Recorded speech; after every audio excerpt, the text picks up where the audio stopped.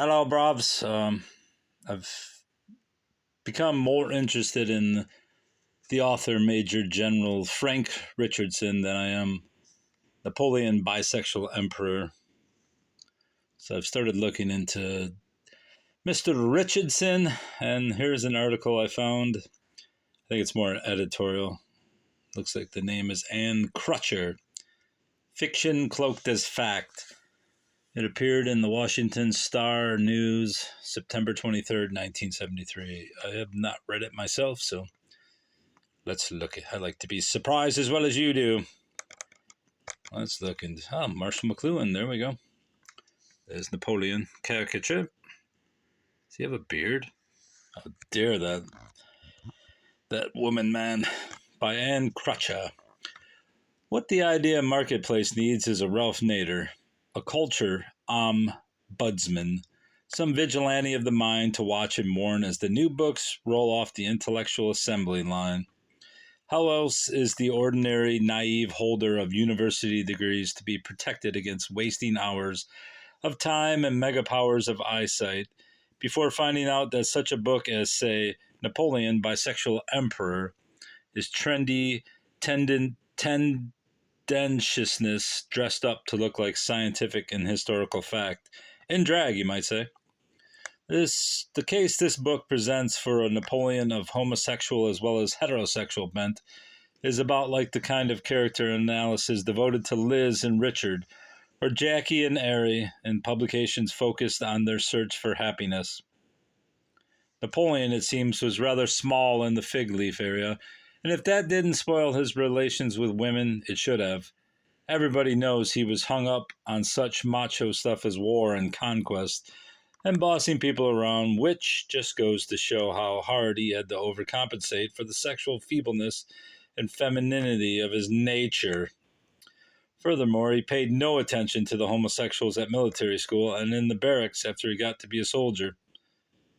That's pretty suspicious, and he was against imprisoning people for being homosexuals. That's pretty suspicious. He once said to Josephine of the rather pretty boy Russian Emperor Alexander that if he were a woman, I think I should make him my sweetheart. What's more, he didn't like Madame de Stael,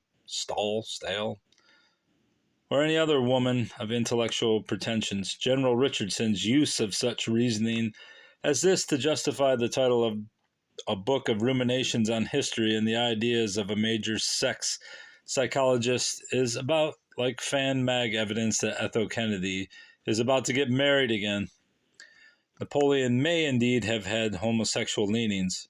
The point is, you'll never find out from Dr. Richardson. In fact, much of what he has to say can just as well be interpreted the other way. For example, Richardson makes much of the fact that Napoleon often behaved contemptuously toward women, using a club more often than a rapier to put them down at that. To Richardson, this bespeaks the latent homosexual. He chooses to overlook such more obvious and down-to-earth factors as the patriarchal tradition and Italianate Corsica, the tendency of any power wielder to feel contempt for those he can dominate, and the fact that Napoleon was brutally boorish to men as well as to women. He just was that kind of a guy. Theories of sex and personality by Freud, Adler, and Jung may have less to contribute to anybody's understanding than the celebrated anecdote about Napoleon roughing up Talleyrand with abusive obscenities. What a pity such a great man is so ill-bred, said Talleyrand, limping off. It could be as simple as that. Everything is relative, however, and this book is an old-fashioned Rolls-Royce of integrity and valid reasoning compared to some books currently crying out for the book burner's bonfire. Subliminal seduction, for one. To place the outrage in context, this book, a treatise on the use of sex symbolism in merchandising, is the work of a PhD in communication and has an introduction by Marshall McLuhan. Wait, is this a different book? I'll read the entire thing anyways, though. I don't think think the rest is about that. Is the work of a PhD in communication and has an introduction by Marshall McLuhan. It has already been established pretty thoroughly that ads for whiskey and hairspray aren't just selling whiskey and hairspray. They're selling sexual pleasure and affection and self-esteem, what almost anybody could use a little more of, and would love to buy if it could be bought.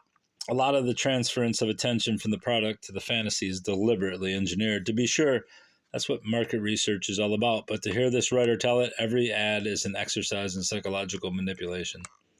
All right, so this is about, I guess, Wilson Bryan Key, and then there's the third one. So, yeah, the Napoleon part is done.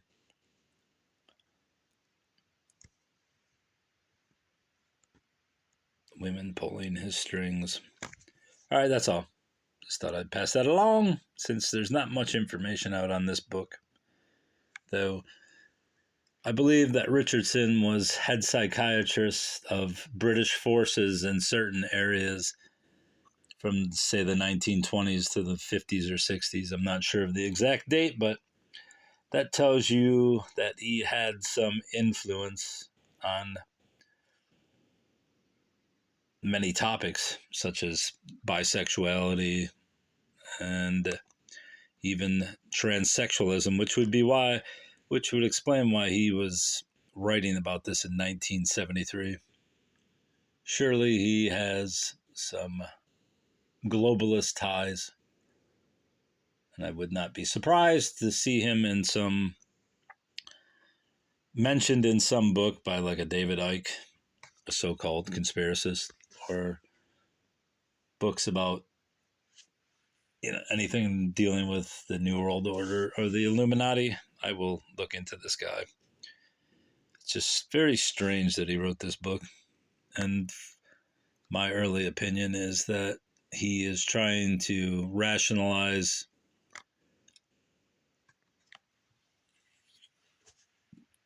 Napoleon's antics, so to say, his personality quirks, as relating to sexuality. And I'm not sure why he's doing it, but that's obviously what he's doing. Anyway, that's all.